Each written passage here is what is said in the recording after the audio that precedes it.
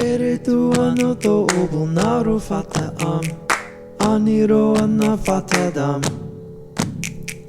Eritu ano to obunaru fata aniro anna fatadam. There are many days here in the village I see something that I just don't understand. Let me tell you about one of those days. This was actually my very first full day here in the village of Wabaku. Myself and my coworker Clint, we had moved in early, just the two of us, to clean our houses so that our families could come in later. These houses had been abandoned about 10 years prior and been sitting in the jungle alone. And so we were scrubbing mold off the walls. We were evicting these families of spiders that had seemingly replaced the former missionaries and had been living in these houses ever since.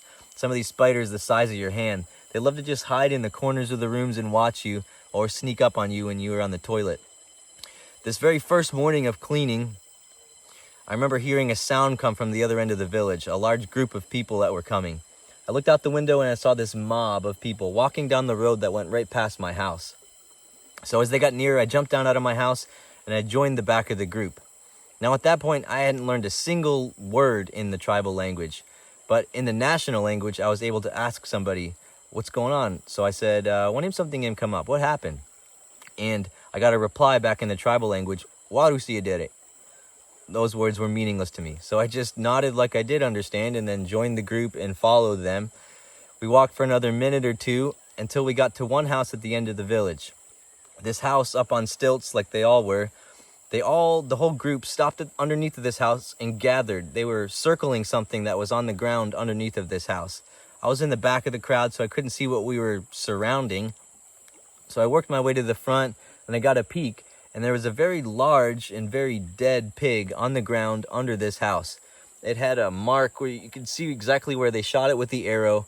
There was a pool of blood underneath of it, and everybody was just circling this pig. But no one was doing anything. We stood around this pig and we were waiting, but I didn't know what we were waiting for. About that time, I heard this sound coming from the back of the pack, back of the group, and it sounded sing-songy, kind of like this. Oh, waru siedere, mane waru ya, oh, kore idon. Soon that sound got louder until everybody turned around and looked to see where the sound was coming from. And the sound was coming from this very old lady. She had to have been about 150 years old. She had a walking stick, and she was hunched over. She was hunched over so much that her shoulders were above her head. She was walking really slowly, and she was crying. She got closer, I could see that she was just skin and bones. She was weeping and singing this song as she came closer. Oh, manwaru siadere, okore idom, benena ini dame, iai noko, benena ini waimare, noko. As she got nearer, the crowd parted and let her go directly to the pig that was sitting underneath of this house. When she got to the pig, she dropped her walking stick.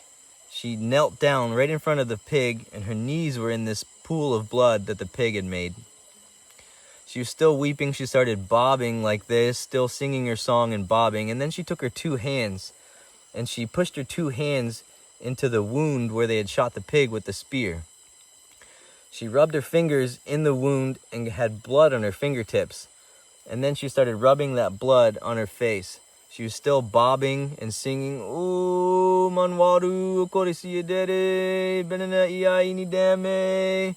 Took her fingers again, rubbed it in the pig's wound, got more blood, still bobbing, still singing, rubbing pig blood all over her face. She did this 3 or 4 times until her face was just dark red, covered, still bobbing and singing and weeping over this pig. Then she took her hand, put it on the pig's back, slowly stood up, grabbed her walking stick again, slowly turned around, and she walked away back the way she came from, still singing, still weeping. Now, everybody was watching her, but I was watching everyone else as well. A lot of the kids, most of the kids and some of the adults were laughing, snickering, and the adults were kind of turning their backs away and laughing. The kids were openly laughing at her. And I remember being so confused, thinking, what is it that I don't understand? What am I seeing? And what am I not understanding that would make it okay for these people to outwardly laugh at this old woman who's in such obvious emotional pain? The culture seemed cold and cruel even. How could we be laughing at this old woman? But again, I have no idea what I'm looking at. I don't understand what I just saw. So I tried to ask again in the national language in Pidgin. I said, "Blong wani made me cry. Why is she crying?" And again, I got an answer in the tribal language, which I could not hear at all. Oh, murin waru okore idom. Murin waru siadere. Okay, that's not helpful. So I just decided to observe. But in this moment, as she was turning and walking away, still weeping, everybody laughing at her, I had this little dilemma rise up in my soul. And the dilemma was this. I know I don't understand what I'm seeing, but this seems so cold and cruel towards her. Maybe as my first day here in Wabaku as a new missionary, I should be setting some kind of example, being a model of some kind of new way to treat somebody who's in pain, who's mourning and weeping. Instead of laughing at her, maybe I should be comforting her, try to go show sympathy. Should I go put an arm around her? Should I go make an attempt to model what Jesus would do in this situation? But then it was a dilemma because the other half of me was processing what I was looking at. What did I just see? Maybe I just witnessed some kind of ritual. Maybe what she was saying was some kind of curse or spell. Why was she putting pig blood on her face? It all felt kind of dark and creepy. I didn't know what to do. I prayed a quick prayer, God, what do I do? But I didn't know. And in the end, this fogginess of misunderstanding, of not knowing what I'm looking at, kept my feet planted. I tried asking a couple more times to understand the situation, what was going on, but their answers were just not helpful because I couldn't understand anything they were saying. Eventually, I just left the group and went back to my house. And not for the last time, I remember kind of sitting on the floor in my house, just puzzled, just not understanding at all. My eyes were seeing things that my brain had no context for, and I didn't know. Did I miss a golden opportunity to model the love of Christ, the compassion, the sympathy of Jesus in that moment as my first day as a missionary? Or did I make a wise choice by not participating? Because maybe participating would have been me putting my foot in something, endorsing something that I didn't understand. And not for the last time I asked that question, God, did I do the right thing? I don't know. And because I didn't know and didn't get to know, neither will I just explain it to you now. If we're to take the gospel to all these unreached places the gospel has never been before, we have to be ready to live in this cloud of tension, of misunderstanding, of looking but not seeing, of hearing but not understanding.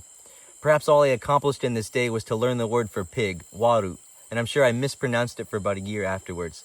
But that's one step closer to understanding their language, one step closer to understanding their culture, which is one step closer to being able to share the gospel with them in their own language in a way that they can understand. So I'm not going to tell you, I'm not going to explain it to you because I want you on this journey with me. Enjoy the tension, enjoy the cloud of misunderstanding, enjoy the asking, what do I do? Or doing something and not knowing, did I do the right thing? Because that's what it's going to take. That's a small part of what it's going to take to bring the gospel to these unreached people groups, and that's our task.